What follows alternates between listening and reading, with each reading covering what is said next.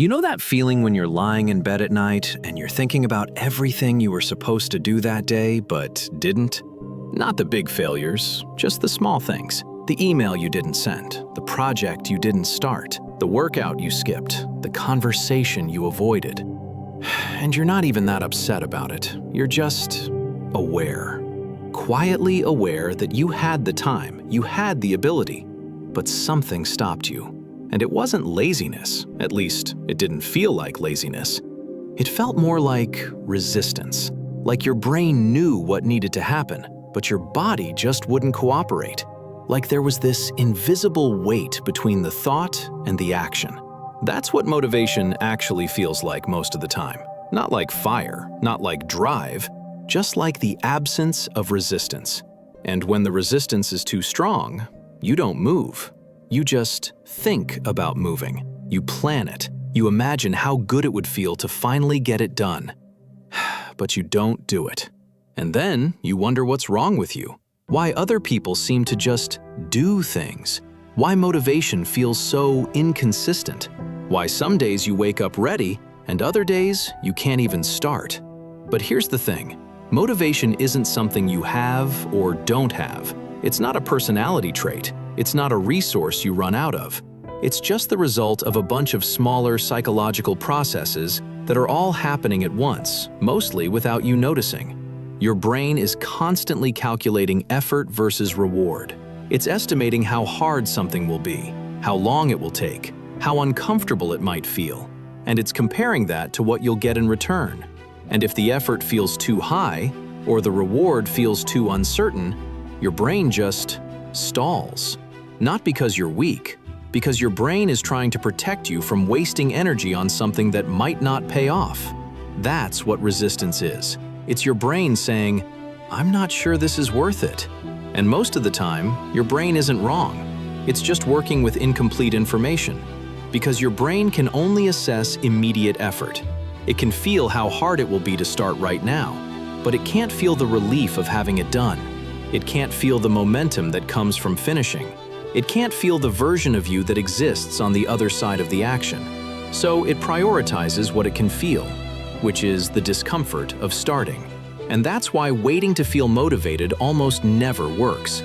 Because feeling motivated means feeling like the effort is low and the reward is high.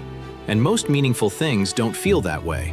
They feel hard, uncertain, uncomfortable. So if you wait until they feel easy, you'll be waiting forever. And that's not a character flaw, that's just how the brain works. It's designed to avoid unnecessary effort, to conserve energy, to prioritize immediate comfort over distant outcomes. That worked when survival was the main goal, when energy was scarce and every action had to count. But now, most of what matters isn't about survival. It's about growth, progress, becoming slightly better than you were yesterday. And growth doesn't feel urgent. It doesn't trigger the same alarm bells that danger does. So your brain doesn't prioritize it. It prioritizes comfort, relief, the path of least resistance.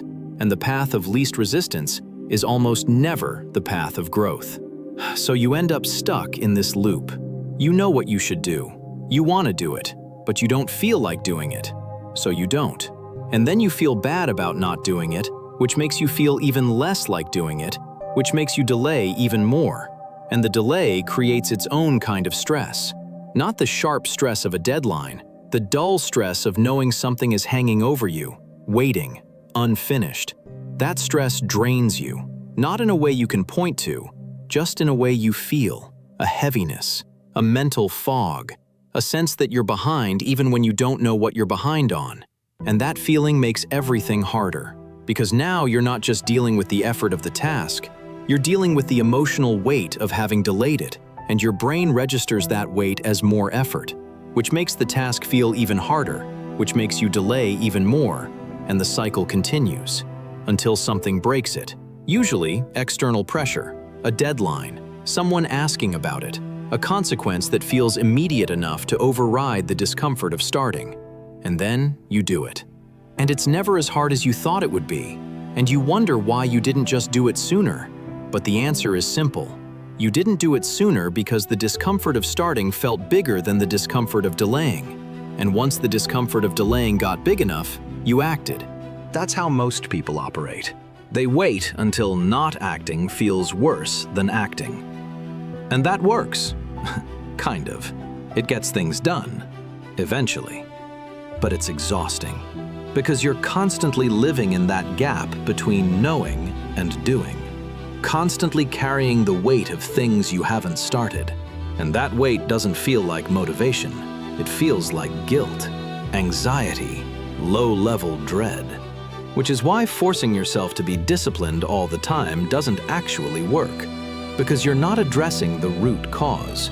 You're just fighting against your brain's natural tendency to avoid discomfort. And fighting your brain is exhausting. That's why people burn out. Not because they're weak, because they're trying to override a system that's designed to resist override. Your brain doesn't want to be forced. It wants to be convinced. And convincing your brain doesn't happen through willpower. It happens through environment, through removing the friction between thought and action. Because motivation isn't just internal, it's contextual. You're more motivated to work out if your gym clothes are already laid out.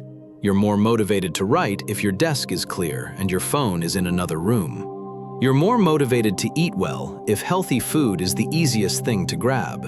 Not because you're suddenly more disciplined, because the environment removed some of the resistance. And when resistance is low, action feels easier. And when action feels easier, you're more likely to do it. That's why people who seem naturally motivated aren't necessarily more disciplined. They've just structured their environment in a way that makes the right actions easier than the wrong ones. They've removed the decision points, the friction, the moments where their brain has to calculate whether it's worth it.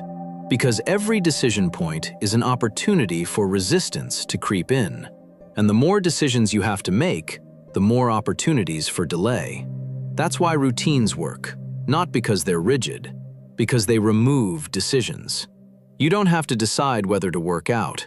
You work out at the same time every day. That's just what happens. You don't have to decide whether to write. You write for 30 minutes every morning. That's the structure. And structure isn't restrictive, it's clarifying. It tells your brain, this is already decided. You don't have to think about it. You just do it. And when your brain doesn't have to think about it, there's less resistance.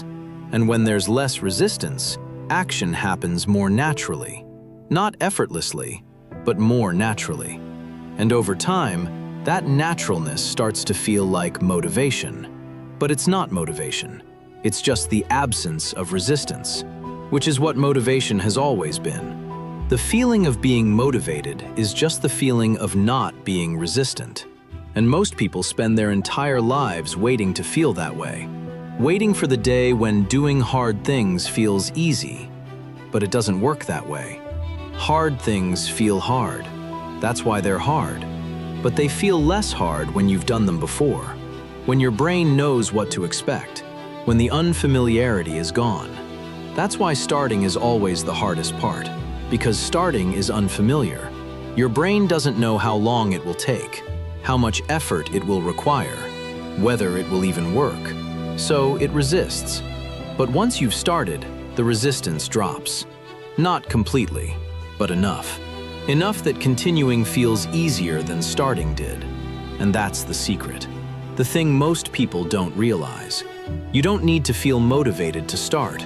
You just need to start. And motivation shows up after. Not always, but often enough. Because action creates clarity, and clarity reduces resistance. When you're thinking about doing something, it feels big, abstract, overwhelming. But when you're doing it, it becomes concrete, specific, manageable. And your brain likes concrete. It likes knowing exactly what the next step is. So the more you break things down into steps, the less resistance you feel. Not because the task got easier, because it got clearer. And clarity is what most people are missing. They know they need to work on something, but they don't know where to start, so they don't start at all. And the longer they don't start, the more overwhelming it feels. And the more overwhelming it feels, the more they avoid it. until it becomes this massive, vague thing that lives in the back of their mind, draining energy without ever getting done. And that's the real cost of procrastination. Not the missed deadlines, the mental drain, the constant low-level awareness that you're not doing the thing you said you'd do, the guilt, the avoidance, the mental energy spent thinking about it without actually doing it. That energy could have been used to just do the thing. But instead, it gets burned up in resistance. And resistance doesn't just drain energy, it drains identity. Because every time you don't do the thing you said you'd do, you reinforce the identity of someone who doesn't follow through. Not consciously, but subconsciously. Your brain keeps track. It notices patterns. And when the pattern is, I say I'll do things, but I don't, that becomes part of how you see yourself. And how you see yourself affects how you act. If you see yourself as someone who doesn't follow through, you won't follow through. Not because you can't, because it doesn't align with your identity. And breaking that pattern doesn't happen through motivation, it happens through action.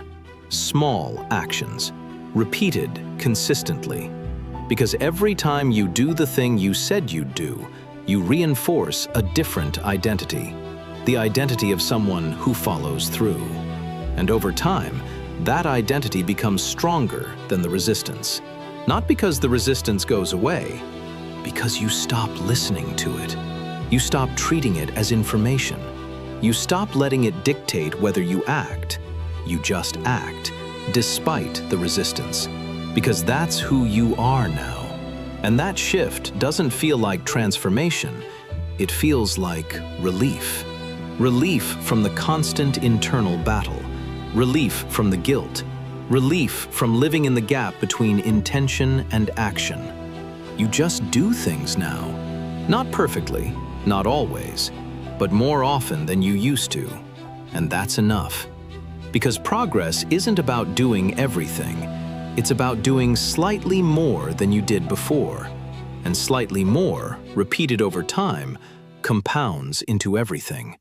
But most people don't see it that way. They see progress as all or nothing. Either they're disciplined or they're not. Either they're motivated or they're not. And when they're not, they quit. They wait. They tell themselves they'll start again when they're ready. But ready never comes. Because ready isn't a state, it's a decision. And the decision is always available. Right now, in this moment. Not when you feel like it. Now. And now doesn't require motivation. It just requires movement. One small movement. One step. One action that's slightly less comfortable than staying still. That's all it takes. And sometimes you take that step and nothing changes. You still don't feel motivated. You still feel resistance. But you moved anyway. And that matters. Not because it felt good, because it happened. And happening is what builds momentum. Not feeling, happening. The more you act despite not feeling like it, the less you need to feel like it. And eventually, you stop waiting for the feeling altogether. You just move. Because moving is what you do now. And maybe that's all motivation ever was. Not a feeling, just the absence of waiting.